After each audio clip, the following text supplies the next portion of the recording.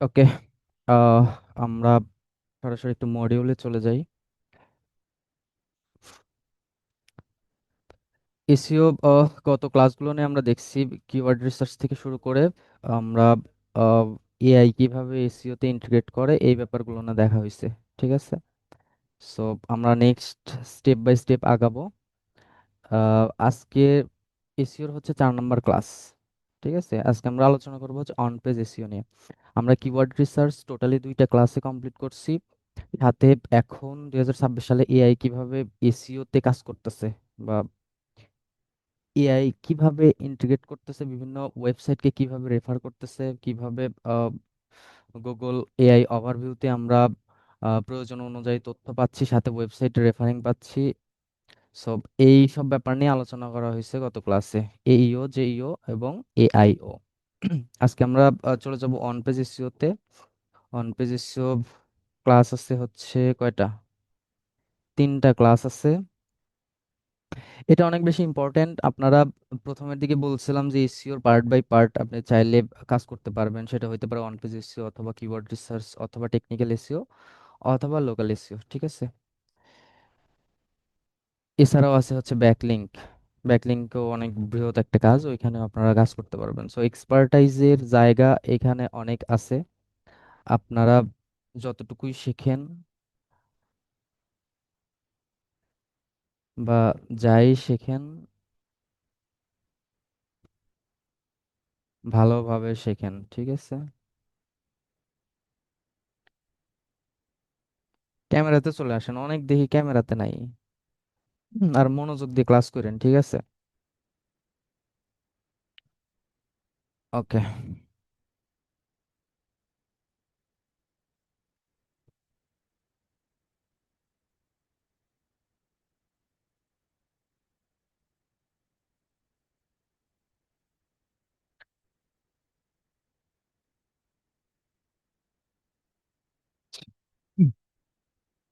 আমরা on page SEO তে চলে যাই। অন পেজ এসইও বলতে কোনো একটা ওয়েবসাইট, আমরা কি যেন একটা ওয়েবসাইট দিয়ে নিয়ে দেখতেছিলাম। য- এই একটা ওয়েবসাইট, হ্যাঁ, আমরা এই একটা ওয়েবসাইটকে এক্সাম্পল হিসেবে দেখতেছিলাম। ব্যাপারগুলো বুঝছেন? এটা একটা ওয়েবসাইট, এটাকে বলা হয় রুট ডোমেন। কোনো একটা পেজে গেলে এটাকে বলা হয় ফোল্ডার সাব, মানে টোটাল ইউআরএল বা ওয়েব পেজ বলে, হ্যাঁ। সো আমরা এসইও করব টোটাল এই একটা ওয়েবসাইটের যতগুলো ওয়েব পেজ, রুট ডোমেইন সহ যাবতীয় যা আছে, টোটাল এসইও করতে হয়। এবার আমরা তো কন্টেন্ট লিখব। আমরা শিখছি হচ্ছে কিওয়ার্ড রিসার্চ, আপাতত ধরে নিচ্ছি কিওয়ার্ড রিসার্চ শিখছি। এখন এই কিওয়ার্ড গুলো যে আমরা এই কন্টেন্টের মধ্যে প্লেস করতে হয় বা কিভাবে প্লেস করব, বা একটা কন্টেন্ট এসইও করতে হইলে কি কি করতে হয়। ধরেন অন পেজ এসইওটা কি, যেহেতু আজকে topic on page SEO, on page section, meta description, permalink, okay. আজকে টপিক যেহেতু on page SEO, on page SEO করতে হয় কোনো একটা পেজ বা কোনো একটা মানে ওয়েবসাইটের ভেতরে আর কি। এটা দেখতেছেন কন্টেন্ট, এই কন্টেন্টটা কিভাবে করছে। এইখানে ধরেন এটা বোল্ড করছে কেন, তারপরে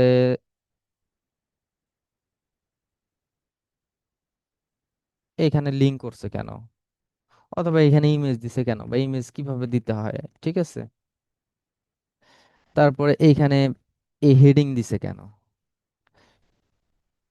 সো এই সব ব্যাপারগুলো অন পেজ এসইওর মধ্যে করে। বা এটা একটা কিওয়ার্ড, ঠিক আছে, এটা একটা কিওয়ার্ড, এই কিওয়ার্ডটা কতটুকু জায়গা পর পর বসাইতে হয়, বা একটা কন্টেন্টের মধ্যে কিওয়ার্ড কিভাবে প্লেস করতে হয়, বা টোটাল অন পেজ এসইওর মধ্যে কি কি করতে হয়, এটা সম্ভবত লাইভ ক্লাস আগামী নেক্সট ক্লাসে আছে, বাট আজকে এইটুকু ধারণা দিচ্ছি, হ্যাঁ। অন পেজ এসইও দরকার এই জন্যই, ধরেন ওই যে আমরা অল ইন টাইটেল দেখছিলাম, অল ইন ইউআরএল দেখছিলাম, কোন একটা কিছু লিখে সার্চ করেন আপনি, যেমন কোন একটা কিছু লিখে সার্চ করছিলাম আমরা ডিজিটাল মার্কেটিং, এরকম কিছু একটা ডিজিটাল মার্কেটিং সার্ভিস লিখে সার্চ করছিলাম, ডিজিটাল মার্কেটিং লিখে সার্চ করছিলাম, এখানে অনেকগুলো ওয়েবসাইট আসছে, কারণ এই ওয়েবসাইটগুলো নিয়েই হচ্ছে র্যাঙ্ক করছে। সো একটা এসিআরপি তে থাকে কি, এখানে ধরেন এগুলানকে ওয়ান প্যাক বলে বা লোকাল সার্ভিস গুলো বলে। এই দিক দিয়ে যে ওয়েবসাইট আছে 10টার মতো ওয়েবসাইট এখানে পাওয়া যায়। সো আহ, এখানে পিপল অলসো আস্ক আছে যে এই রিলেটেড আরো মানুষ কি কোশ্চেন জিজ্ঞাসা করতে পারে বা এরকম কিছু, হ্যাঁ, এফএকিউ এর মতো। তারপরে এটা এফএকিউ হিসেবে ধরেন। এখানে আবার আহ, আরো এই রিলেটেড টার্মস ইউজ করা হয়েছে, বা সার্চ কিওয়ার্ড বা টাইটেল যেটাই বলেন, ইউজ করা হয়েছে। এখন আপনি এখানে এসএরপি যদি দেখি, এখানে দেখবেন যে মানে সাইট টাইটেল, এটা হচ্ছে ওয়েবসাইটের নাম, ভাইজার এক্স। আর নিচে যেটা দেখতেছেন, এই নিচে যেটা দেখতেছেন এটা হচ্ছে ইউআরএল। হুম, এটা হচ্ছে ইউআরএল। বুঝেন ব্যাপারটা? এটা হচ্ছে সাইট টাইটেল, এটা হচ্ছে ইউআরএল, আর এটা হচ্ছে পেজ টাইটেল, মেটা টাইটেল বা page title. Sorry, page title তো এটা, এটা হচ্ছে টাইটেল বা মেটা টাইটেল যেটাই বলেন। আর এটা হচ্ছে ডেসক্রিপশন বা মেটা ডেসক্রিপশন যেটাই বলেন, এটা হচ্ছে ডেসক্রিপশন। এটা হচ্ছে টাইটেল, এটা হচ্ছে ইউআরএল। ঠিক আছে? আর এটা হচ্ছে একদম ওয়েবসাইটের টাইটেল। এখন ব্যাপার হচ্ছে এইখানে আবার ইউআরএলটা যদি আমরা একটু ফোকাস করি, আমরা এইটা একটু ওপেন করি, হ্যাঁ, open a new tab. Open করার পরে এটা কিন্তু একদম ডিরেক্ট ওয়েব পেজ, এটা তো রুট ডোমেইন না। ব্যাপারটা বুঝছেন? এটা কিন্তু ডোমেইন না। ডোমেইন বলা হয় হচ্ছে এইটুকুকে, মানে ডট কম পর্যন্ত ডোমেইন থাকে, আর এই পুরোটা মিলে একটা ওয়েব পেজ বলে, বা ফোল্ডার বা যেটাই বলেন, হ্যাঁ। এখন এসইও, অন পেজ এসইও যখন করে তখন এইটাকেও অপটিমাইজ করতে হয়, এইটাকেও অপটিমাইজ করতে হয়। আপনাদের আহ, ওই যে কি বলে, ওয়ার্ডপ্রেসের ক্লাসে দেখাইছে কিনা জানি না, একটা ওয়েবসাইট যখন ক্রিয়েট করা হয় তখন ওই যে পার্মা লিঙ্কের মধ্যে গিয়ে পোস্ট টাইপ দেখাইছে কিনা, পোস্ট টাইপ যেমন হচ্ছে যেরকম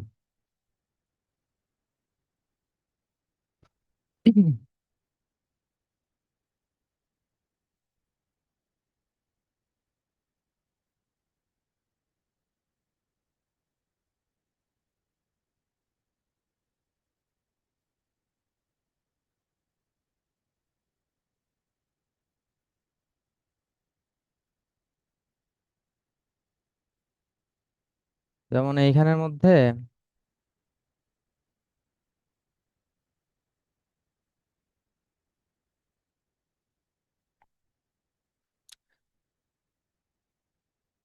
এই সেটিং এর মধ্যে থেকে এই যে পার্মা লিঙ্ক আছে না, এই পার্মা লিঙ্কে আসার পরে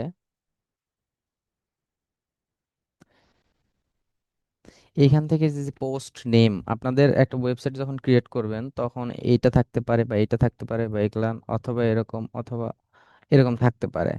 সো আপনারা সবসময় যে এইটাতে ক্লিক করে রাখবেন, ঠিক আছে? কারণ SEO friendly URL, SEO friendly URL এটা হচ্ছে একটা ধরেন মানে কি বলে, ranking factor, one kind of ranking factor. So আপনার টাইটেলটা অপটিমাইজ করতে হবে, ইয়া কি বলে, পারমালিঙ্কটা অপটিমাইজ করতে হবে। এবার এটা যখন এইখানে সিলেক্ট করে দিবেন, আচ্ছা এই ব্যাপার কি বুঝাইছে নাকি? যদি না বোঝায় তাহলে আমি আগাই, আর যদি জানান তাহলে আর এইখানে সময় নষ্ট করে দরকার নাই।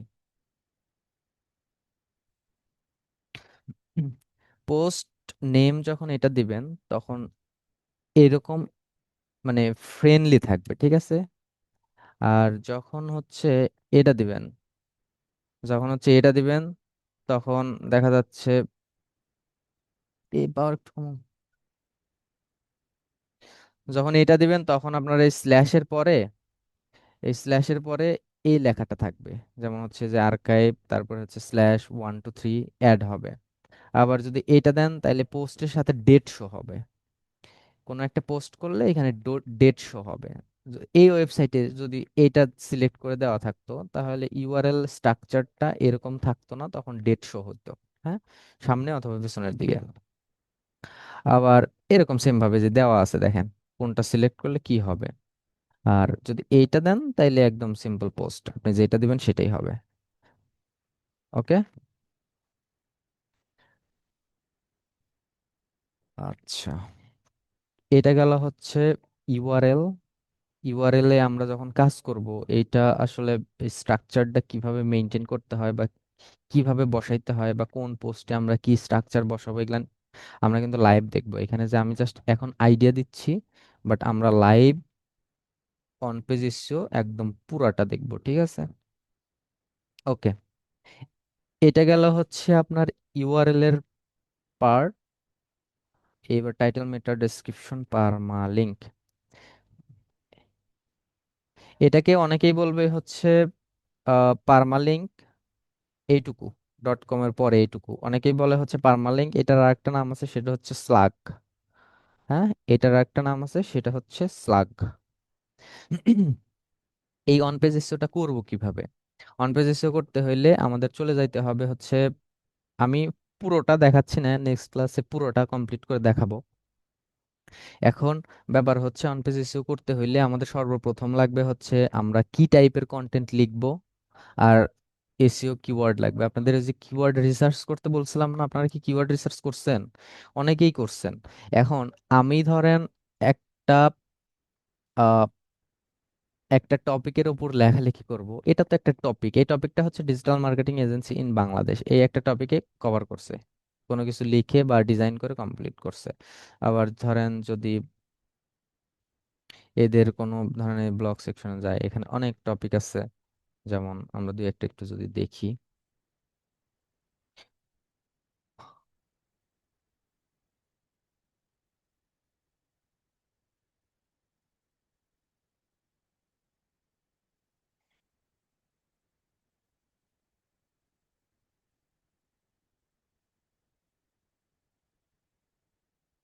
লোডিং এ নিচ্ছে, লোডিং এ নিচ্ছে। আচ্ছা, ওই লোডিং নিতে থাকো, আমরা এইখানে অন্য একটা দেখি। যেমন ধরেন এইখানে ডিজিটাল মার্কেটিং নিয়ে এই ওয়েবসাইট কিছু লেখালেখি করছে, যেমন ডিজিটাল মার্কেটিং এভাবে লিখছে। হ্যাঁ, ডিজিটাল মার্কেটিং এর মধ্যে এভাবে market research, competitor analysis, SEO, Facebook ads, Facebook marketing, সাথে কিছু আইডিয়া, মানে ফুল একটা কন্টেন্ট। হুম, ফুল একটা কন্টেন্ট লিখছে এখানে, ডিজাইন করে একটা কন্টেন্ট লিখছে। এইবার এই কন্টেন্ট যদি আমরা লিখি বা এরকম ভাবে যদি আমরা লিখতে চাই, বা প্লেন একটা মানে কন্টেন্ট লিখতে যাই, এখানে ব্লগের মধ্যে দেখি আর কিছু আছে কিনা। ব্লগের মধ্যে ধরেন এখানে অনেক কন্টেন্ট দিছে, অনেক কন্টেন্ট, বাট এই ওয়েবসাইট রিলেটেড কন্টেন্ট দিছে, ঠিক আছে? যেমন ধরেন আমরা একটা কন্টেন্ট ওপেন করি, এইটা আমি ওপেন করি, ওপেন করার পরে এটা একটা কন্টেন্ট, কন্টেন্টটাকে এসইও করছে। সো এটা কিভাবে এসইও করছে এটা আমরা দেখব, মানে সিমিলার ভাবে আমরা দেখব আমাদের নিশ অনুযায়ী, বা আমরা কোন রিলেটেড কাজ করব। এখন ব্যাপার হচ্ছে আপনাদের যেহেতু বলছিলাম যে আহ, আপনাদের যেহেতু বলছিলাম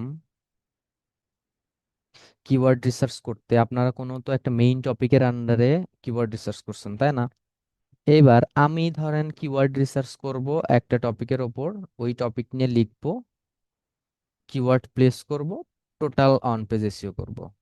আর আপনারা যেই কিওয়ার্ড রিসার্চ করছেন কোনো এক টপিকের ওপর, প্র্যাকটিস পারপাসে ওই টপিক, ওই কিওয়ার্ড নিয়ে কভার করে আমার দেখা দেখি অন পেজ এসইও কমপ্লিট করবেন। ওকে, আমার কথা কি বুঝতে পারতেছেন, বা সাউন্ড ইস্যু বা কোনো কিছু সমস্যা হচ্ছে? স্যার বোঝা যাচ্ছে। ওকে, বুঝতে কোনো সমস্যা হইলে বা কোনো কোশ্চেন থাকলে ক্লাসের মধ্যেই করবেন, ঠিক আছে? ওকে, সো এরকম ভাবে এসইও করতে হয়, আমরা লাইভ আপাতত না দেখি, সামনে দেখব। And এটা করতে হইলে আপনার যাইতে হবে আবার সেই ব্যাকএন্ডে, এইসব যেহেতু আপনার ওয়ার্ডপ্রেসের ক্লাস করছেন, সব পরিচিত, এখানে নতুন করে কিছু বলার নাই। এখান থেকে যেমন পোস্ট করতে পারবেন, এখান থেকে পেজ বানাইতে পারবেন, এখান থেকে টিম মেম্বার অ্যাড করতে পারবেন, প্রজেক্ট অ্যাড করতে পারবেন, সার্ভিস অ্যাড করতে পারবেন। তারপরে হচ্ছে আপনারা এখান থেকে কাস্টমাইজ করতে পারবেন, এখানে মেনু বানাইতে হেডার ফুডার, ডেমো ইম্পোর্ট থেকে প্লাগ ইন সবকিছু এখান থেকে করতে পারবেন, এই ড্যাশবোর্ড থেকে। হ্যাঁ, সো ধরেন কথার কথা, এইখানে আমার ওয়েবসাইটে কিছু পোস্ট আছে, আমার ওয়েবসাইটে এরকম টাইপের কিছু পোস্ট আছে। হুম, তো আমরা যখন এসইও করব, কন্টেন্ট, এসইও মূলত কন্টেন্টে করতে হয়, এটা মাথায় রাখেন। এসইও মূলত কন্টেন্টে করতে হয়, কন্টেন্ট কিন্তু র্যাঙ্ক করে রুট ডোমেনের থেকে, কন্টেন্ট র্যাঙ্ক করে। যেমন এটা ধরেন একটা কন্টেন্ট, এটাও কিন্তু একটা কন্টেন্ট। কিভাবে বুঝলাম কন্টেন্ট? দেখেন, যখন একটা ডোমেইন থাকবে, শুধুমাত্র ডোমেইন থাকবে এইটুক পর্যন্ত যদি থাকে, ওইটা মনে করবেন যে একদম রুট ডোমেইন র্যাঙ্ক করছে। আর যখন হচ্ছে যে ডট কম এর পরে স্ল্যাশ সার্ভিস ডিজিটাল মার্কেটিং, দেখেন যেমন আমি এটা ওপেন করি, এটা ওপেন করি, এটা কি রুট ডোমেইন? রুট ডোমেইন তো না। রুট ডোমেইনে যাইতে হলে ধরেন এই যে আমি এইখানে ক্লিক করলাম, এটা হচ্ছে রুট ডোমেইন। বাট আগেরটা কি ছিল? আগেরটা তো ডোমেইন ছিল না, আগেরটা ছিল কি, ওয়েব পেজ ছিল। সো র্যাঙ্ক মূলত করে যে কোনো একটা পেজ। এখন ধরেন এই best digital marketing in Bangladesh, এটা নিয়ে একটা কন্টেন্ট লিখছে এখানে, এইখান থেকে একটা কন্টেন্ট সাজাইছে বা ডিজাইন করছে, ঠিক আছে? মানে ওভারঅল একটা ডিজাইন করছে, সে digital marketing agency in Bangladesh. আবার যদি মনে করেন যে আমরা একটু নেক্সট পেজেও যদি যাই, এখানে হচ্ছে ডোমেইনটা পাইছে এই দিক থেকে। যেমন হচ্ছে ধরেন এটা ওপেন করি, কি, sanmo.com.bd। সো এইখানের মধ্যে এই যে একটা কন্টেন্ট র্যাঙ্ক করছে। তো ম্যাক্সিমাম ক্ষেত্রে কন্টেন্ট র্যাঙ্ক করে, যেহেতু আমরা ডিজিটাল মার্কেটিং সার্ভিস লিখে সার্চ করছি, কিছু ক্ষেত্রে ডোমেইন র্যাঙ্ক করতে পারে, বাট যাদের অথরিটি অনেক বেশি হাই, ঠিক আছে। বাট অন্য অন্য কিওয়ার্ড লিখে, আপনারা যেসব কিওয়ার্ড রিসার্চ করছেন, আপনারা যদি গুগলে গিয়ে সার্চ করেন, দেখবেন যে এই ডোমেইন, এই যে যেমন হচ্ছে এই ডোমেইন, না, এই ডোমেইন পাওয়ার সম্ভাবনা খুব কম, ডোমেইন পাওয়ার সম্ভাবনা খুব কম। ওকে। এটা গেল ব্যাপার। তার মানে কি আমরা বুঝতেছি যে কোনো একটা ওয়েব পেজ যেটা ডোমেইনের পরে এরকম স্ল্যাশ দিয়ে ইউআরএল, পারমালিঙ্ক বা স্লাগ থাকবে, এটা হচ্ছে র্যাঙ্ক করে কোনো একটা কিছু লিখে সার্চ করার পরে। হুম। আচ্ছা, এইবার তাইলে ওইটা করতে হলে কি করতে হবে? আমাদের পোস্ট করতে হবে। যেমন ধরেন এই একটা পোস্ট, এই একটা পোস্ট, কথার কথা, এই একটা পোস্ট,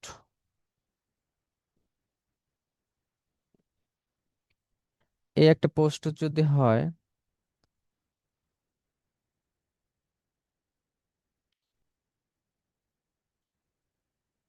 কিছুটা এরকম না? ধরেন আমরা এটা হচ্ছে আগের একটা ব্যাচে দেখানো হয়েছিল, যাই হোক আপনাদের নতুন করে আবার দেখানো হবে। এটা একটু ব্যাকে যাই, অন্য একটা পোস্ট দেখি, যেন আমরা প্রিভিউটা দেখতে পারি। এটাও দেখানো হয়েছিল, বাট এটা মনে হয় পাবলিশ করা, হ্যাঁ পাবলিশ করা, তাহলে এটার আমরা একটু প্রিভিউ দেখতে পাবো। যেমন এইখান থেকে যে প্রিভিউ,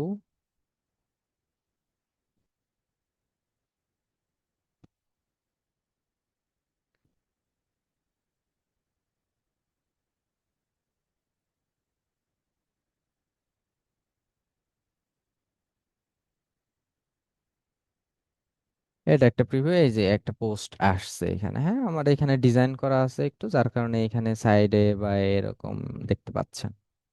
সো এটা একটা পোস্ট।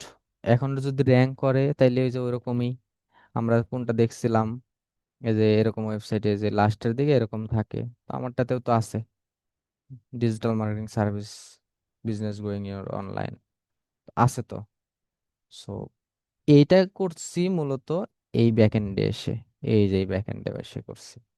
সো এইখান থেকেই আমরা কাজটা করব, ঠিক আছে। তো এইখানেই মূলত আপনাদের যাবতীয় যত কাজ আছে অন পেজ এসিও এখান থেকে করব। আচ্ছা, এডিশনাল আর কিছু এখানে বলা যায় কি না?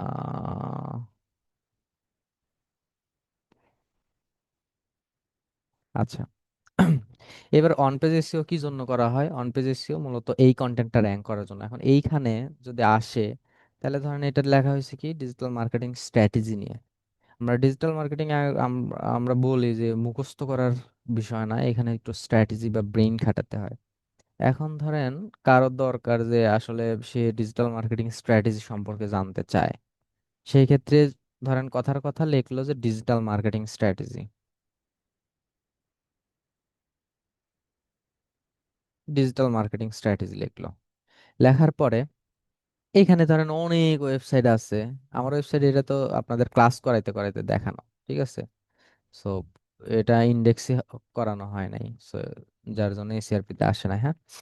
আচ্ছা, এখানে ডিজিটাল মার্কেটিং স্ট্র্যাটেজি দেখেন, এই একটা ওয়েবসাইট, এটা যদি আমি ওপেন করি, আর আরেকটা ব্যাপার হচ্ছে এই ডিজিটাল মার্কেটিং স্ট্র্যাটেজি লিখে সার্চ করার পরে দেখেন বাংলাদেশ থেকেই 260 জন প্রতি মাসে সার্চ করে।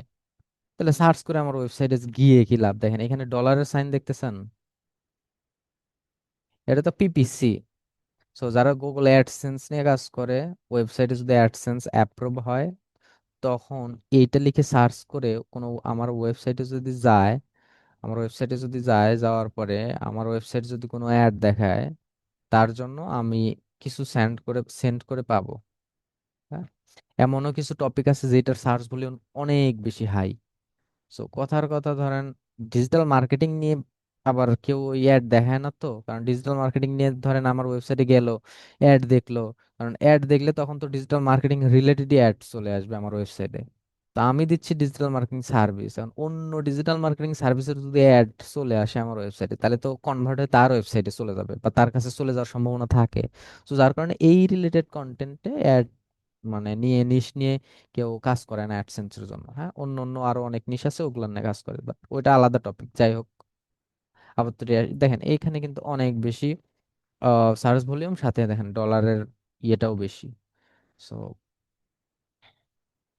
এরকমই ব্যাপার যে ধরেন আমার যেটা দরকার ওই রিলেটেড কন্টেন্ট যেন সোজা কথায় র্যাঙ্ক করুক, এই রিলেটেড কন্টেন্ট যেন র্যাঙ্ক করুক। এই যে যেমন এই কন্টেন্টটা র্যাঙ্ক করছে, এইখানে মার্কেটিং টিপস দেওয়া আছে, ডিজিটাল মার্কেটিং স্ট্র্যাটেজি দেওয়া আছে, হ্যাঁ। সো এটাও তো ওই ওই রকমই একটা কন্টেন্ট, হ্যাঁ। কি- কিছুটা তো এরকমই একটা কন্টেন্ট, কোনটা যেন দেখলাম, কিছুটা তো ধরেন এরকম টাইপেরই একটা কন্টেন্ট, এরকম মার্কেটিং স্ট্র্যাটেজি নিয়ে লিখছে। একদম অত বেশি ভালো ইয়ে হয় নাই, একদম ইমোজি সহ দিয়ে দিছে এআই দিয়ে, তারপরেও র্যাঙ্ক করে আছে। কারণ এটার ডোমেইন অথরিটি অনেক বেশি হাই। আপনাদের প্রথমের দিকে বলছিলাম যে ওই যে পাওয়ারফুল লোক যেটা বলে, বা আপনাদের থেকে অনেক বেশি সিনিয়র পার্সন যেটা বলবে সেটাই ঠিক না। তো গুগলের কাছে ওরকম, গুগলের কাছে যদি আপনি সিনিয়র হইতে পারেন, তাহলে এই ওয়েবসাইট যেটা বলবে সেটাই ঠিক।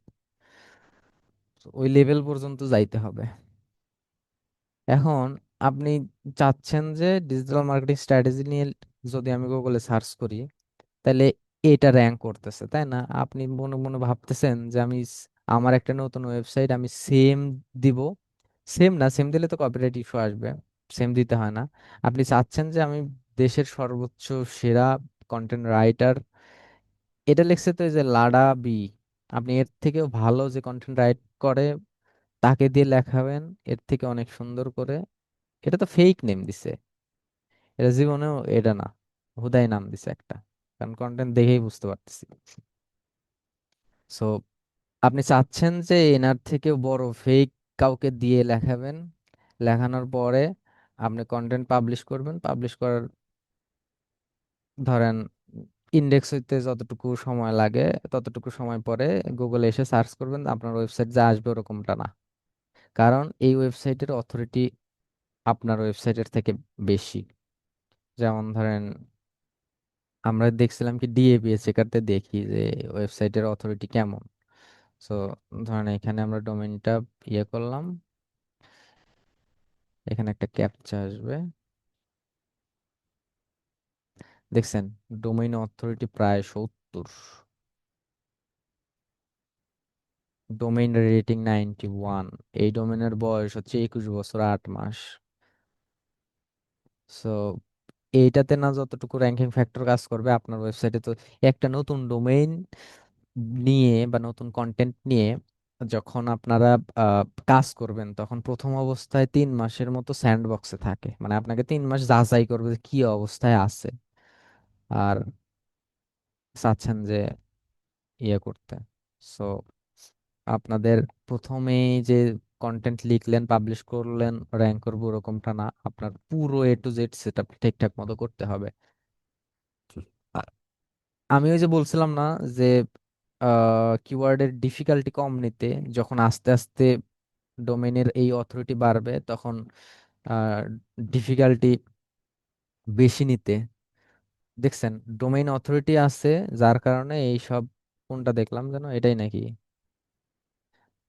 এই সব চ্যাট জিপিটিতে ইউজ করে, যারা চ্যাট জিপিটি ইউজ করে আপনারা খেয়াল করবে দেখবেন যে এই সব রকেট মকেট এসব চ্যাট জিপিটি থেকে কিন্তু দেয়। আপনারা জানেন কি না, এই যে এইসব চ্যাট জিপিটি থেকে দেয়, বুঝছেন? তারপর লেখার ধরনই দেখতেছেন যে একদম ফুললি এআই, এটাতে মনে হয় যে ইয়েও এডিটও ভালো মতো করা নাই, এগুলান সব এআই দিয়ে। এই যে, তাহলে পাওয়ারটা কোথায় থেকে পাইছে দেখছেন? এরকম হচ্ছে একটা ব্যাপার কাজ করে। হুম। তাও আবার বেশি দিন আগেও ইয়ে করে না, হয় এডিট করছে এত জুনে, 14 জুন, নয়তো পাবলিশ করছে 14 জুনে, পাওয়া গেছে, কারণ এটার অথরিটি অনেক বেশি হাই। সো এইসব ব্যাপার মাথায় রাখবো। আর অথরিটি বাড়াইতে হইলে ওই যে ইইএটি ফর্মুলা বলছি না, ইইএটি, মানে প্রথম থেকে খুব দ্রুত র্যাঙ্ক এবং অথরিটি অনেক বেশি পাইতে হইলে ইইএটি ফর্মুলা মেনটেন করতে হবে। আপনার ওয়েবসাইট A to Z একদম ফ্রেশ থাকতে হবে। যখন ফ্রেশ থাকবে তখন মনে করেন যে আপনি আগাইতে পারবেন, কারণ এইটার যে পরিমাণ ব্যাকলিংক আছে, যে পরিমাণ রিসোর্স আছে, ব্যাকলিংক হচ্ছে আপনার ওয়েবসাইটকে ট্রাস্ট বাড়ায়। আমরা ব্যাকলিংক শিখবো, ব্যাকলিংক এর ক্লাস আছে। ব্যাকলিংক হচ্ছে আপনার ওয়েবসাইটের ট্রাস্ট বাড়ায়। সো যখন ম্যাক্সিমাইজ ট্রাস্ট বাড়বে তখন আলটিমেটলি আপনারা, আপনাদের ওয়েবসাইট র্যাঙ্কেবল হবে আস্তে আস্তে। ঠিক আছে। আহ আর কি,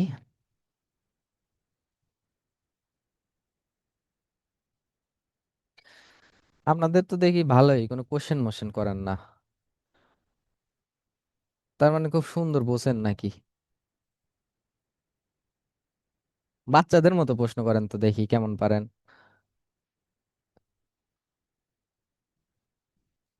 ওই যে পাশে ছোট বাচ্চারা বসে থাকলে, ধরেন আপনি একটা কাজ করতেছেন, কথার কথা, ছোট বাচ্চা ওই যে বসে থাকলে যে সারাক্ষণ পেঁচাল পড়ে যে এটা কি, এটা কিভাবে হইলো, এটা কি করে, এই সেই, তা আপনারা তো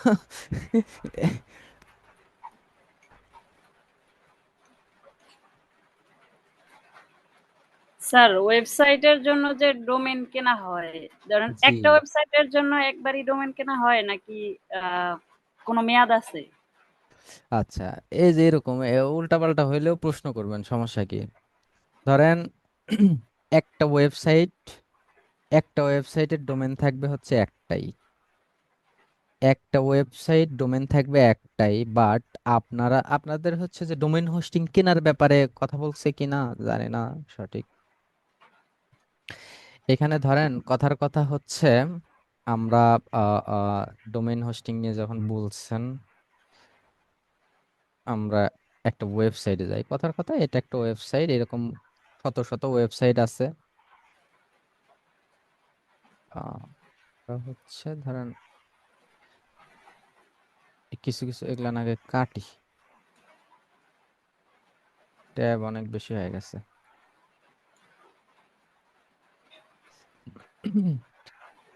কই গেল ওটা, এটা,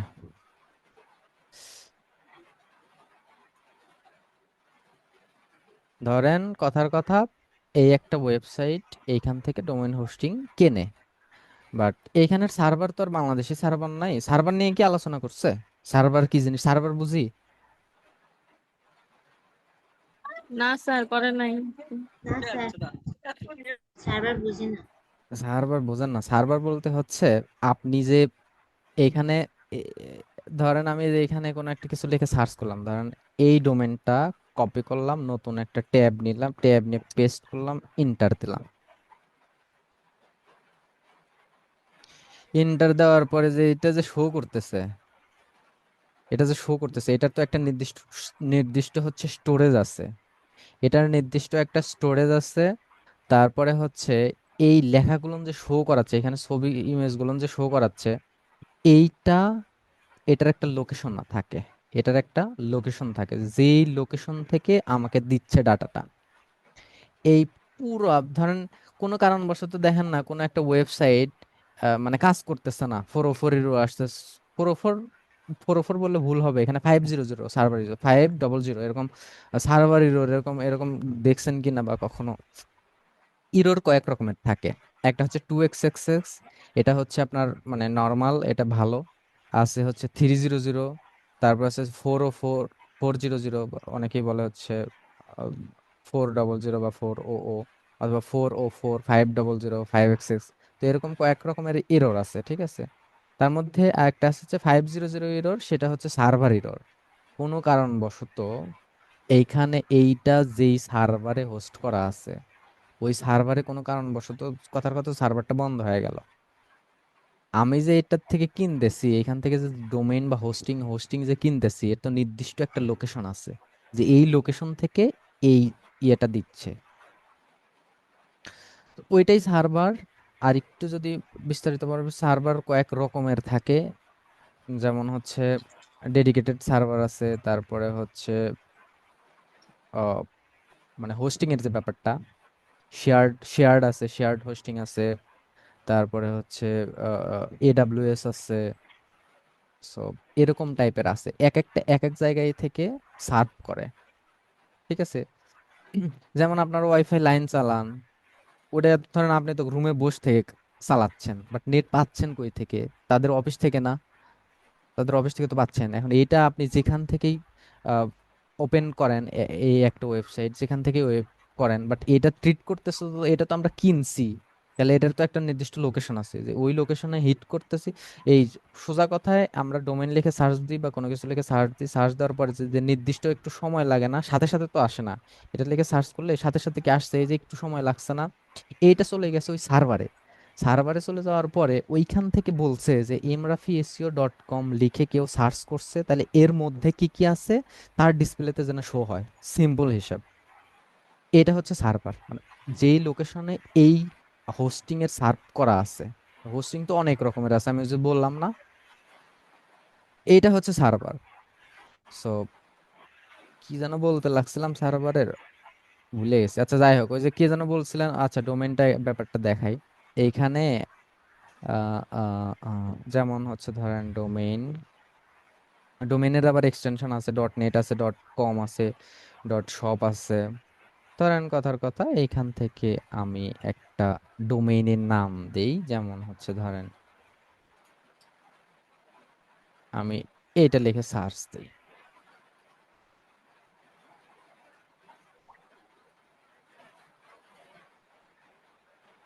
সার্চ করার পরে আমরা ধরেন .com domain, edupark.com domain already use করতেছে, মানে এই ডোমেইন অলরেডি আছে, ঠিক আছে। যেমন এটা লিখে আমি কপি করে যদি এখানে সার্চ দিই, হয় বিজনেস করতেছে, এই ডোমেনটা রেজিস্টার্ড আছে, ঠিক আছে, হয় বিজনেস করতেছে, আর নয়তো সাইট আপাতত বন্ধ রাখছে, ঠিক আছে। সো এই ডোমেনটা যদি আমরা কিনতে চাই, এটা হচ্ছে প্রিমিয়াম ডোমেন। প্রিমিয়াম ডোমেন কিনতে লাগলে আপনার হচ্ছে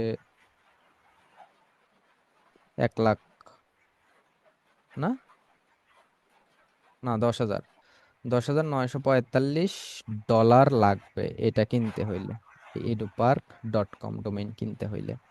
তো যেসব প্রিমিয়াম ডোমেন সেগুলান হচ্ছে কিনতে অনেক বাজেট লাগে। আর যেসব ধরেন এই যে নর্মাল ডোমেইন, সেগুলান কিনতে $10। এই যে যেমন হচ্ছে ধরেন আমি যদি এটা পারচেস করি, এখানে হচ্ছে আমার $11 মতো লাগবে। পরবর্তীতে যখন রিনিউ করবো সেক্ষেত্রে আপনার অ্যাডিশনালি পার ইয়ার এত ডলার করে দিতে হবে, প্রায় $15 করে। প্রথমবার কমে দেয়, বাট পরের বার থেকে বেশি করে দেয়, হ্যাঁ। এবার এখান থেকে আপনারা আরো অ্যাডিশনাল এক্সটেনশন ডোমেন পাবেন, যেমন হচ্ছে এটা 2.2.org.ai.net.inc.xyz, আপনাদের এখানে এক্সটেনশন ভেদে অনেক পাবে। এখন ব্যাপার হচ্ছে, যদি ওই যে যে বলছিল যে একটা ওয়েবসাইটে একটার জন্যই কিনা, যদি ধরেন আমার আহ, স্যার আমরা হচ্ছে পোস্টিং দিলে নাকি ডোমেন ফি দেন স্যার? হ্যাঁ, পোস্টিং কিনলে নাকি ডোমেন ফি পাওয়া যায়? হোস্টিং কিনলে ডোমেন ফ্রি দিলেই হোস্টিং এর দামও বাড়ায়, বাংলাদেশি ডোমেন তাইলে, বাংলাদেশি হোস্টিং হোস্টিং আর থেকে কি দেয় না স্যার? বাইরে আসতেছি আসতেছি। এই কি যেন লিখবো, নেম চিপ,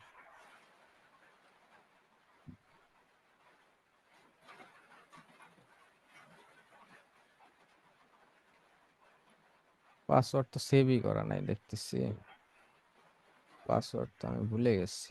এই যে এটাতে সেভ, এটাতেই তো সেভ আছে।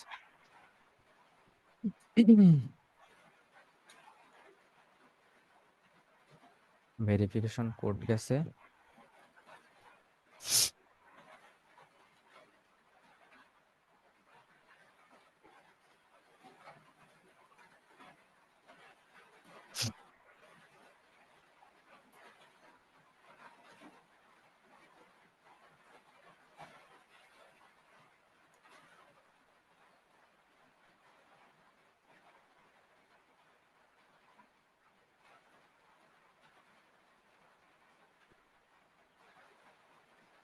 আপনাদের ক্লাস তো আবার মোড় ঘুরে অন্য দেশে চলে গেল।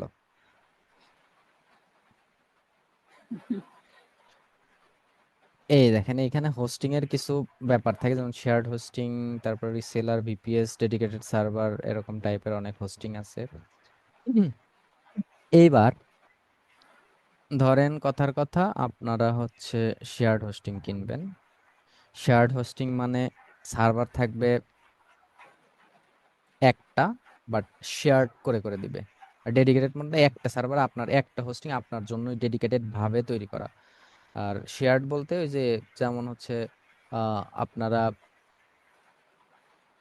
ওয়াইফাই লাইন নেন না, এই যেসব লাইন নেন এগুলো হচ্ছে শেয়ার্ড আইপি। আর ডেডিকেটেড আইপি দেখবেন যে 1 এমবিপিএস 2 এমবিপিএস এর দামই দেখা যাচ্ছে 500-600 টাকা।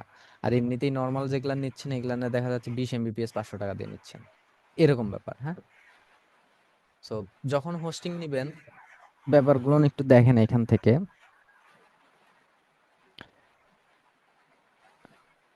ওই যে এখানে বড়জোর যে আপু প্রশ্ন করছিল, এখানে বড়জোর একটা ওয়েবসাইটের জন্য যে একটা ডোমেইন নাকি এরকম কিছু একটা বলছেন, এখানে ব্যাপার হয় কয়েক রকম ভাবে। সেটা হচ্ছে আপনি যদি হোস্টিং এর উপর বেস করে আপনি একটা হোস্টিং এর মধ্যে কয়টা ওয়েবসাইট, এখন কথার কথা আপনি ধরেন বিজনেস করবেন, মাল্টিপল বিজনেস করবেন, তাহলে কি আপনি চাচ্ছেন, আপনারা তো জানেন যে একটা ওয়েবসাইট তৈরি করতে হোস্টিং লাগে, ডোমেইন লাগে, তাই না? চাচ্ছেন ডোমেইন হোস্টিং ছাড়া তো আর ওয়েবসাইট হয় না, সেটা ফ্রিতে ডোমেইন হোস্টিং হতে পারে অথবা পেইড। এখন ধরেন এই একটা মানে ফ্রি ট্রায়াল যদি আমি বন্ধ করে দিই, এখানে ফ্রি ট্রায়াল কয়দিন দিছিল, যে ধরেন 30 দিন ফ্রি ট্রায়াল, বা আমি ফ্রি ট্রায়াল গুলো বন্ধ করে রাখি। এখন ধরেন মানে প্রতি মাসে হচ্ছে এত টাকা করে, যদি বাৎসরিক নেন তাহলে এরকম লাগবে, যদি বাই ইয়ার নেন এরকম যাচ্ছে, যাই হোক। ধরেন প্রতি মাসে 2.28 ডলার করে প্রতি মাসে লাগবে। যদি এইটা নেন, কথার কথা আমি এইটাই নিছিলাম, যদি এইটা নেন সেই ক্ষেত্রে আপনারা একটা মানে 3টা ওয়েবসাইট একটা হোস্টিং এ হোস্ট করাইতে পারবেন।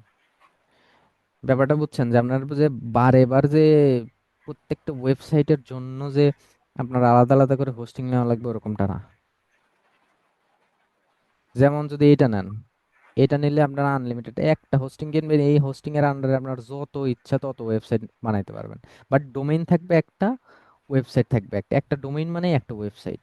এমন কোনো ডোমেইন আছে যে ক্লিক করলে কোনো কিছু আসে না, বা মানে আলাদা কিছু বা কিছু, মানে ডোমেইনের আন্ডারে ওয়েবসাইট থাকে। বাট ওয়েবসাইটের যে ডেটাগুলো থাকে এইখানে কত, ধরেন কথার কথা, এই একটা ইমেজ, এই ইমেজের সাইজ যতটুকু আছে এইটা স্টোরেজ করা হয় হচ্ছে এই হোস্টিং এর মধ্যে। যেমন এখানে দেখেন, আমরা একটু নিচের দিকে আসি, আরো নিচের দিকে। যেমন এইখানে ধরেন যে এইসব অনেক কিছু বোঝার আছে, এগুলান মনে হয় জানি না কি করেছে নাকি।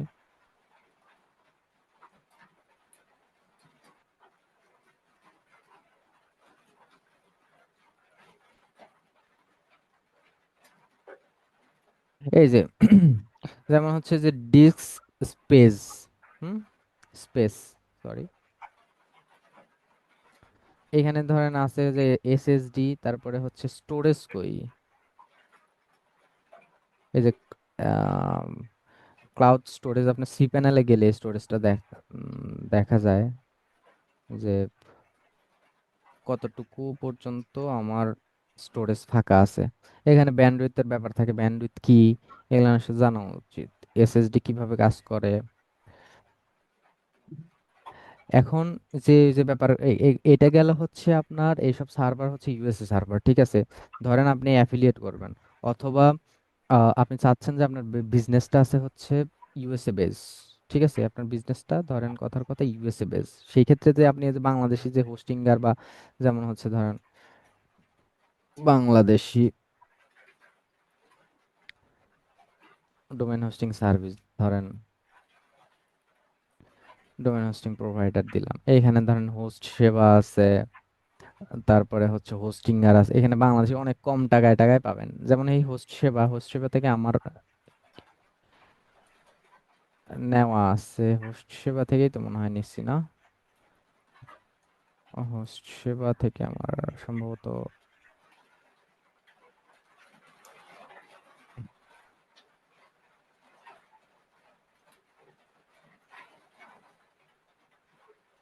হোস্ট সেবা নাকি বিডি, কি এর থেকে, হ্যাঁ হোস্ট সেবা থেকেই তো নেওয়া আছে, এই যে হোস্ট, সরি, হোস্ট সেবা থেকে নেওয়া আছে, এইখান থেকে নেওয়া আছে আমার হোস্টিং।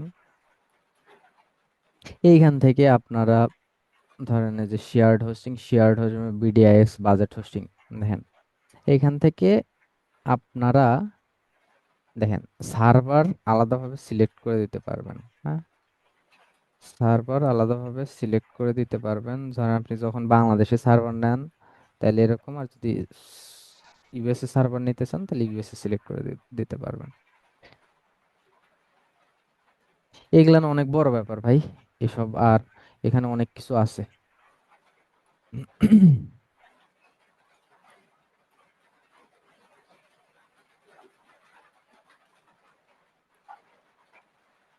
এখানে .com ডোমেন এখান থেকেও সম্ভবত ফ্রি দিবে, বা হোস্টিঙ্গার থেকে ফ্রি দিবে, কিন্তু পরের বার থেকে আপনার রিনিউ, মানে টাইম পারচেসের যে ব্যাপারটা থাকে, মানে এখানে অ্যামাউন্টের যে ব্যাপারটা থাকে, এটা দেখবেন যে হচ্ছে অনেক কম বেশি আছে। যেটাতে ফ্রি দিবে দেখবেন যে হোস্টিংটা অনেক বেশি লাগতেছে, মানে প্রাইসটা বেশি, আর যদি না হয় তাহলে দেখবেন যে যদি ডোমেন যদি ফ্রি না দেয়, যেমন এই যে যে স্টোরেজের কথা বলতেছিলাম, এনভিএম স্টোরেজ, ঠিক আছে, এই 10 জিবি আপনি আপনার ওয়েবসাইটে যে যে আগেরটাতে দেখালাম না, যে এখানে ইমেজ ব্যবহার করছি, এই ব্যবহার করছি, সেই ব্যবহার করছি, এটা হচ্ছে এই স্টোরেজে থাকে। আর ব্যান্ডউইথের যে ব্যাপারটা থাকে, যে ব্যান্ডউইথ, যে আপনার ওয়েবসাইটে যে ট্রাফিক আসতেছে, আসার পরে কত কিলোবাইট করে ফুরাচ্ছে, একটা ওয়েবসাইটে গেলে আপনার ইয়ে ফুরায় না, এমবি ফুরায় না, ধরেন এমবি 500 জিবি পর্যন্ত আপনি ফুরাইতে পারবেন, 500 জিবি শেষ হয়ে যখন যাবে ব্যান্ডউইথ, তখন আপনার ওয়েবসাইট শেষ, তখন আপনার নতুন করে আবার ব্যান্ডউইথ নিতে হবে। তো এইসব জায়গাতে 5টা করে আপনি অ্যাড অন ডোমেইন অ্যাড করতে পারবেন একটা হোস্টিং এর মধ্যে, আবার 110টা ইমেইল সেন্ড করতে পারেন, ফ্রি বিজনেস মেইল যেটাকে বলা হয়। আপনি 110টা সাব ডোমেইন বানাইতে পারবেন, যেমন ধরেন অমুক ডট আপনার যে ডোমেইন .com, ঠিক আছে। তো এখানে মাইগ্রেশনটা ফ্রি পাবেন, এটা ই কমার্সের জন্য না, যাই হোক আমাদের এই ওয়ার্ডপ্রেসের ক্লাস না এটা। দেখছেন, কোশ্চেন করলে কতটুকু ডিটেল পর্যন্ত চলে যায়, আর আপনারা কোশ্চেন করেন না, হায় হায়। স্যার হতে সাবডোমেন কি থাকে নাকি স্যার, সেটা তো বুঝতেছি না। সাবডোমেন বানাইতে হয়। স্যার মেন ডোমেন কি নিজেরা বানানো সম্ভব? না, মেইন ডোমেন আপনি বানাইতে পারবেন না তো, মেইন ডোমেন রেজিস্ট্রেশন করে তারপরে, হ্যাঁ আপনি বানাইতে পারবেন যদি ওইরকম ই থাকে, ওখানে রেজিস্টার্ট করতে হয়। সাবডোমেন নিজে বানাইতে পারবেন।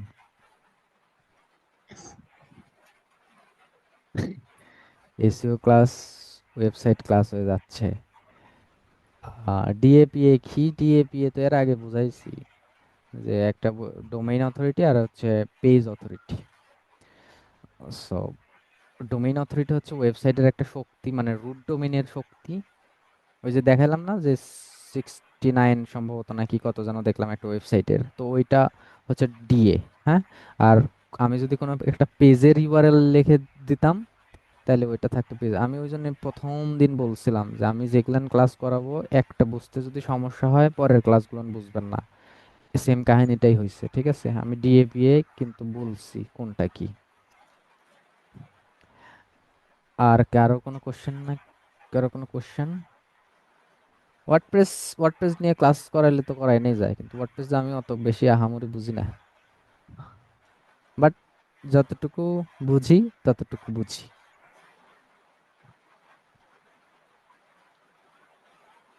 স্যার ওয়ার্ডপ্রেসে তো এই যে আজকে যেগুলা দেখালেন এগুলা দেখায় নাই।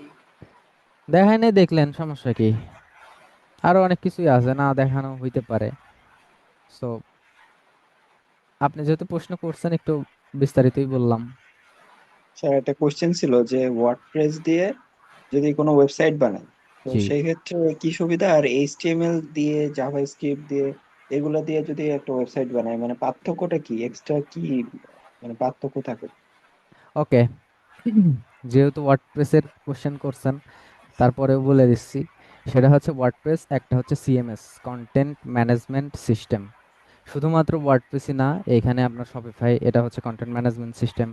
তারপরে হচ্ছে আহ, আহ, আহ, আরো কি কি আছে, অনেক আছে। ম্যাজেন্টা আছে, হ্যাঁ ড্রুপাল আছে, ড্রুপাল হ্যাঁ হ্যাঁ ম্যাজেন্টা। হ্যাঁ হ্যাঁ, মেজেন্ডা, ড্রুপাল, তারপরে হচ্ছে উইক্স আছে, জুমলা আছে। সো এগুলান হচ্ছে সিএমএস, ঠিক আছে। তো অনেকেই বলে যে drag and drop web builder. একটা ওয়ার্ডপ্রেস যতটুকু সহজে আপনি ম্যানেজমেন্ট করতে পারবেন একটা কাস্টম ওয়েবসাইট, যেটা বললাম এইচটিএমএল সিএসএস বা জাভা বা ব্যাকএন্ড হিসেবে যেটা ইউজ করুক, বা রিয়াক্ট জেএস বা নেক্সট জেএস অথবা লারাভেল অথবা পাইথন, যেটা দিয়েই করা হোক না কেন, ওইটা ম্যানেজমেন্ট করতে হলে আপনার ডেভেলপার লাগবে, কারণ আপনি তো হচ্ছে ডেভেলপার না।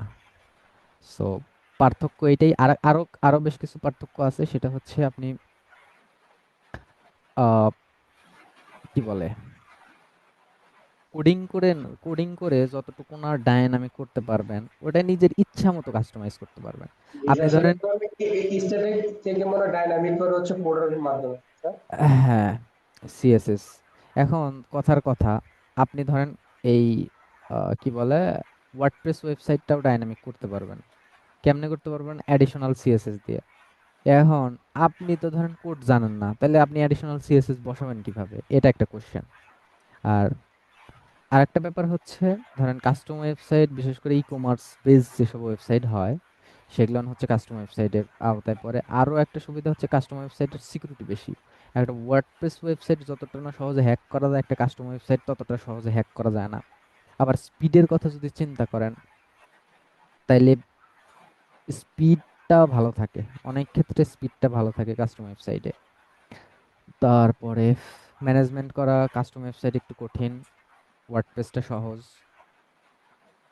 আহ, বড় বড় যেসব ওয়েবসাইট দেখবেন অনেক বড় বড়, তারা কাস্টম লারাভেল ওয়েবসাইট ইউজ করে। এই তো, এই হচ্ছে পার্থক্য। তাছাড়া যে করা যায় না কোনো কিছু এরকমটা না, বাট ম্যানেজমেন্ট করা সহজ আর ওইটা একটু কঠিন। ওয়েবসাইট কত প্রকার, স্যার? হ্যাঁ, ওয়েবসাইট কত প্রকার? ওয়েবসাইট হচ্ছে আপনার ডায়নামিক ওয়েবসাইট আছে, স্ট্যাটিক ওয়েবসাইট আছে, তারপর বিজনেস ওয়েবসাইট আছে, পোর্টফোলিও টাইপ ওয়েবসাইট আছে, তারপরে হচ্ছে এরকম আরো কয়েক প্রকারের ওয়েবসাইট আছে। ল্যান্ড ইয়ে কি বলে, যারা ল্যান্ডের বিজনেস করে এদের কি যেন বলে, তাদেরকে বলা হয়। যাই হোক ওইরকম টাইপের ওয়েবসাইট আছে, প্রপার্টি টাইপের আর কি। এই তো। আর কারো কোনো কোশ্চেন?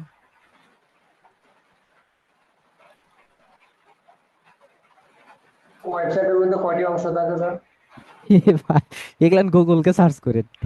ওয়েবসাইটের মধ্যে থাকে হচ্ছে হেডার থাকে, বডি থাকে আর ফুটার থাকে, ঠিক আছে।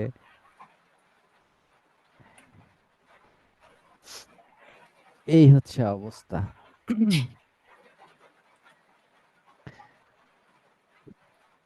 এসইও রিলেটেড কোনো কোশ্চেন আছে কিনা, অথবা ওয়ার্ডপ্রেস বলেন এই। এই এসইওটাকে যদি আমরা সম্পূর্ণ করতে যাই তাহলে কয়টা ভাগে ভাগ করলে ভালো হয় স্যার? এসইও মেইন পার্ট হচ্ছে তিনটা, একটা হচ্ছে on page SEO, off page SEO, আর হচ্ছে টেকনিক্যাল এসইও। তিনটা পার্টে ভাগ করবেন।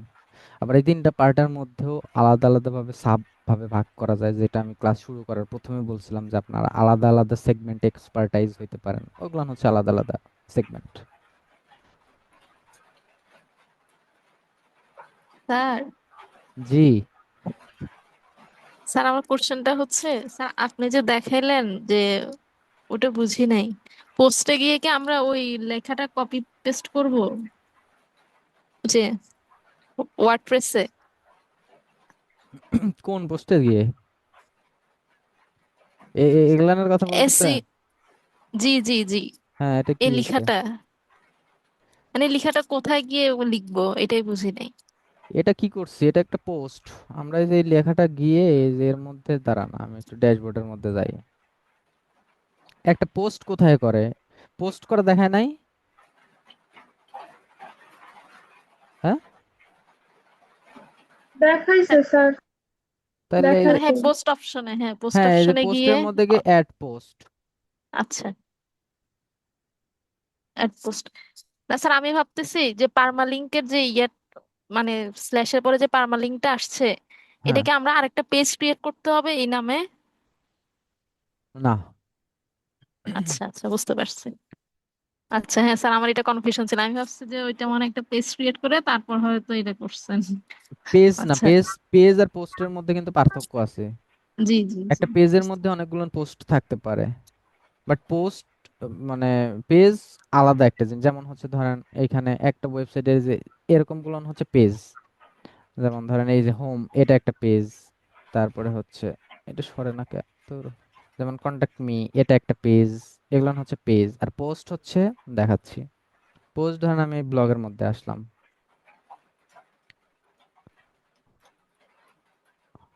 এগুলান এই যে এই একটা হচ্ছে পোস্ট, এই একটা পোস্ট, এই একটা পোস্ট, এগুলানকে বলা হয় হচ্ছে পোস্ট। ঠিক আছে? তাহলে পোস্ট আর পেজ হচ্ছে আলাদা।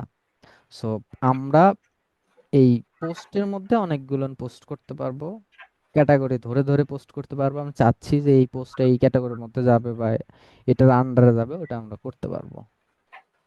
হ্যাঁ ভাই বলেন, ইব্রাহিম ভাই। স্যার আমার হচ্ছে হলো যখন ডোমেনের পাশে কিন্তু অনেক সময় দেখি যে তালা থাকে, কোনটাতে তালা থাকে না স্যার, এটা কারণ কি? এই যে যে এইখানে ক্লিক করলে যে এই তালাটার কথা বলতেছেন, জি তাই তো? জি। এটা হচ্ছে আপনাদের এইচটিটিপি বা এইচটিটিপিএস সম্পর্কে আলোচনা করে নাই?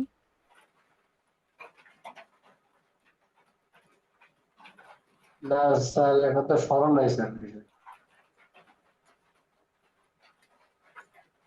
না না, এই ধরনের কিছু আলোচনা মেবি করে।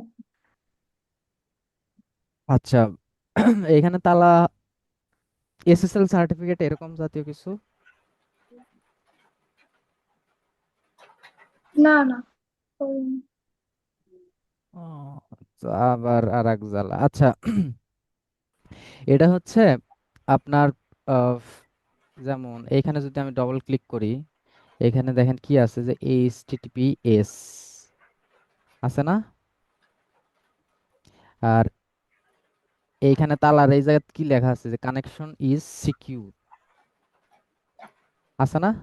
আর সার্টিফিকেট ইজ ভ্যালিড।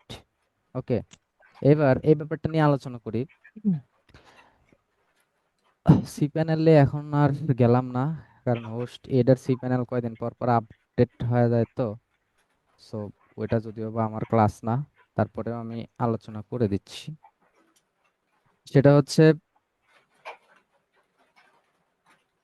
একটা পোর্শন থাকে, সেটা হচ্ছে আপনার এসএসএল সার্টিফিকেট বলে। হ্যাঁ, এসএসএল এর ফুল ফর্ম হচ্ছে সিকিউর সকেট লেয়ার। হ্যাঁ। হুম, যখন এসএসএল সার্টিফিকেটটা অ্যাক্টিভ করবেন বা অ্যাক্টিভ করতে হয়, যখন এটা অ্যাক্টিভ হয় বা একটা ওয়েবসাইটে থাকে, তখন ওরকম তালা চিহ্ন থাকে, সাথে এইচটিটিপি এর পাশে এখানে এস থাকে। হ্যাঁ, যখন এস না থাকে তখন ওইটা আনসিকিউর। আপনি এই এস যুক্ত ওয়েবসাইট যতটা না সহজে হ্যাক করতে পারবেন, তার থেকে অনেক অনেক বেশি সহজে যেসব ওয়েবসাইটের এস না থাকে ওইসব ওয়েবসাইট হ্যাক করতে পারবেন। এস না থাকা মানে ওইটার এসএসএল সার্টিফিকেট নাই, ওই জন্যই বলা হয়েছে সিকিউর সকেট লেয়ার। এখন এইটা কেমনে কি করতে হয়, এটা যখন আপনি ডোমেইন অ্যাড করবেন, যখন আপনি ডোমেইন যখন কিনবেন, ডোমেইন বা হোস্টিং কিনলে আপনি সি প্যানেল পাবেন, সি প্যানেলের থেকে আপনার এসএসএল সার্টিফিকেটটা ইনস্টল দিতে হবে। এসএসএল সার্টিফিকেট যখন ইনস্টল দিবেন তখন এই এইচটিটিপি এস এর পরিবর্তে, মানে এইচটিটিপির পরিবর্তে এইচটিটিপিএস লেখা চলে আসে। তো নেম চিপ থেকে যদি নেন, প্রথমবার হচ্ছে এইচটিটিপি, মানে কি বলে, এসএসএল সার্টিফিকেট ফ্রি দিবে, ফ্রিতে ইনস্টল করার সুযোগ থাকে, ফ্রিতে ইনস্টল করতে দেবে। আর প্রতি বছর এই এসএসএল সার্টিফিকেটের জন্য আলাদা আলাদা প্রাইস, যেমন হচ্ছে ধরেন এসএসএল সার্টিফিকেট প্রাইস যদি লিখি, যেমন এটার মধ্যে যদি যাই, ধরেন এই যে এসএসএল সার্টিফিকেট প্রাইস এরকম, এটা ইনস্টল করে দিলে আপনার ওয়েবসাইট থাকবে হচ্ছে সিকিউর। ওকে, এই জন্যই তালা তালা ছাড়া তালা খোলা এরকম। বুঝতে পারছি। আর কারো কোনো কোশ্চেন?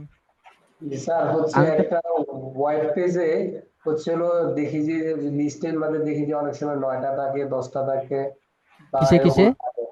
কি যে একটা হচ্ছে ওয়েবসাইটে মানে যখন গুগলে যখন সার্চ করি তখন তো হচ্ছে যখন এসইওর কথা বলতেছি কি, হ্যাঁ মানে হ্যাঁ হচ্ছে যখন গুগলে সার্চ করি তখন তো হচ্ছে ওয়েবসাইট আসে তখন একটা পেজের মধ্যে 8টা 9টা 10টা এরকম করে হ্যাঁ আসে। হ্যাঁ হ্যাঁ সেটা এরকম করে আসে, কিন্তু এখন হচ্ছে আমাদের যদি প্রথম পেজে যদি নিয়ে আসতে তাহলে কি কি বিষয়ের উপরে জোর করলে আমরা প্রথম পেজে আসতে পারবো, মানে এটা প্রথম তো, পেজে 6 নম্বর 7 নম্বর বা 2 নম্বর কিভাবে আসা যায়, বা যদি আপনার আহ, এটা শিখতে পাবেন, আস্তে আস্তে শিখতে পারবেন।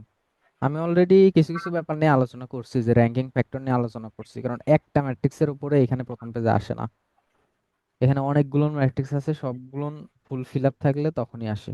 এখানে আপনার র্যাঙ্কিং, অপরচুনিটি স্কোর, অনেক ম্যাট্রিক্সের উপর বেস আমরা, মানে জোর দিব সবটুকুতেই, কারণ আমাদের একটা নতুন ওয়েবসাইটে সব ব্যাপার নিয়ে আলোচনা করতে হবে, মানে সব টপিক বা সব কাজ নিয়ে কভার করতে হবে আর কি।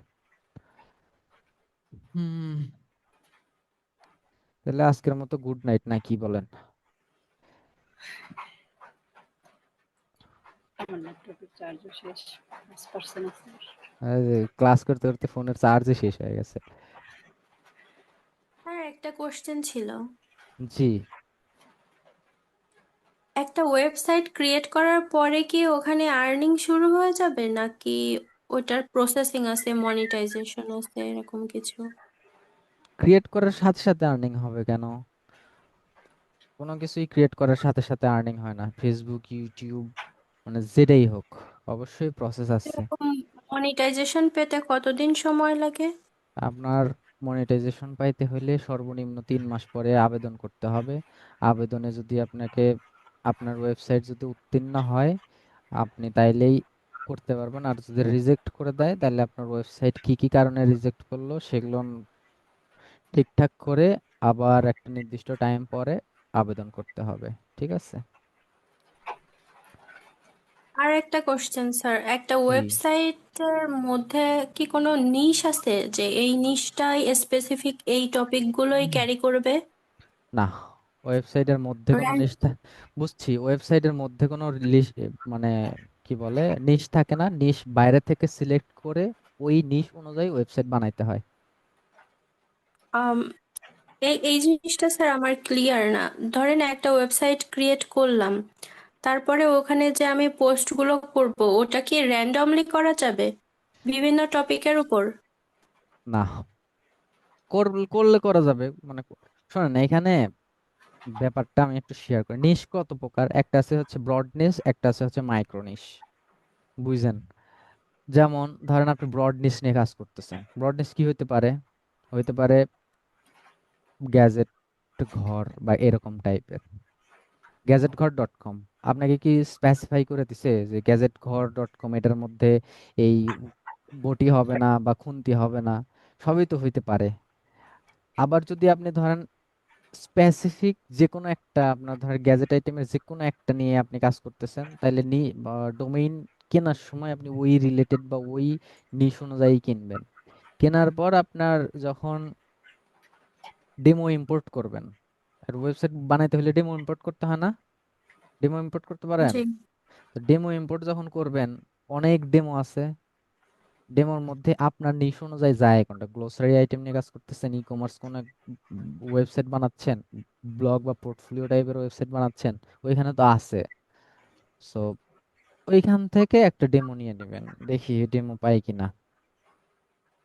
যেমন হচ্ছে, কি আসলো এটা, যেমন ধরেন হচ্ছে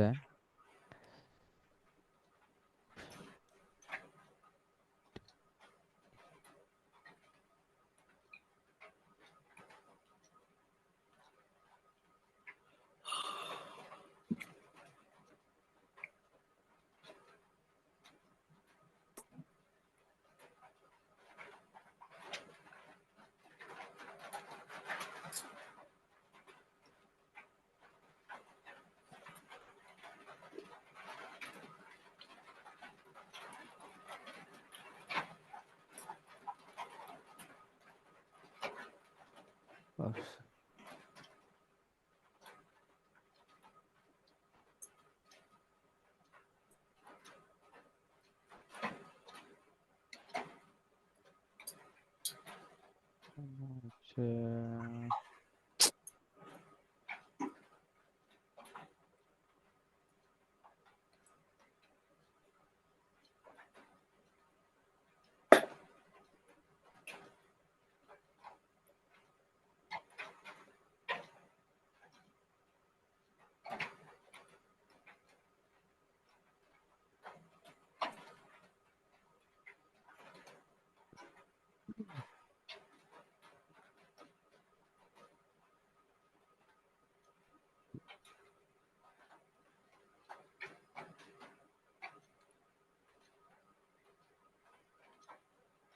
আছেন, কে যেন প্রশ্ন করছিল, আপু দেখতে জি পাচ্ছেন? স্যার আছি। আচ্ছা, জি।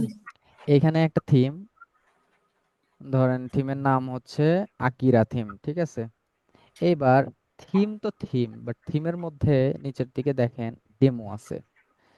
সবকিছু মোটামুটি কিন্তু একটু আলাদা আলাদা ডেমো আছে, যেমন ধরেন এইটার ডেমো একরকম, তারপরে এইটার ডেমো একরকম, এগুলার ডেমো আর একরকম, এটার ডেমো একরকম, এটার ডেমো একরকম। এখন আপনি এমন একটা নিশ সিলেক্ট করছেন কোনটা নিয়ে কাজ করবেন, ওই রিলেভেন্ট যেটা সেই ডেমোটা ইম্পোর্ট করে নিজের মতো করে এডিট করে নেবেন।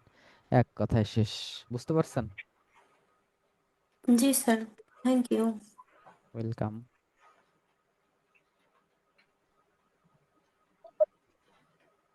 এসইও করতে হলে কি অবশ্যই ওয়ার্ডপ্রেস ব্যবহার করতে হবে? না, আপনি ওয়ার্ডপ্রেস, দুনিয়ার সব খালি ওয়েবসাইট হইলেই এসইও করা যাবে।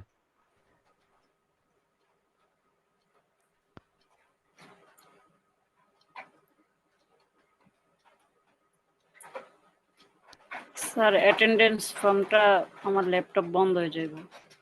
আচ্ছা, আজকের মতো গুড নাইট। অ্যাটেন্ডেন্স ফর্ম আমার কাছে নাই, ওটা হচ্ছে আমি বলবো নি, ওই কি বলে টেলিগ্রাম গ্রুপে দিয়ে দিবে, ওইখান থেকে আপনারা ফিল আপ করে নেন, ঠিক আছে?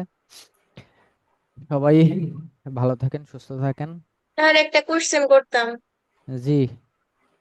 স্যার, অ্যাসাইনমেন্ট মানে হোমওয়ার্কের যে বিষয়টা ওটা হচ্ছে আহ, প্রথম এসিও যে ক্লাস ওটাই দিছিলেন, কিন্তু এই পরবর্তীতে মানে আজকের ক্লাসেও তো কিছু নির্দিষ্ট করে বলে দেন, এটা যেগুলা করাচ্ছেন এগুলা প্র্যাকটিস করে কি জমা দেবো, সাবমিট করবো নাকি আহ, যা করতে হবে করাই না? ওগুলান দিস, যা করাই ওইসবই, ভুলভাল আচ্ছা শিখালে ঠিক আছে। ভুলভাল লিখে জমা দেবেন, ঠিক আছে? ওকে, তাহলে গুড নাইট বলে দিলাম। সবাই ভালো থাকেন, সুস্থ থাকেন। জি স্যার, আসসালামু আলাইকুম স্যার। ওয়ালাইকুম আসসালাম।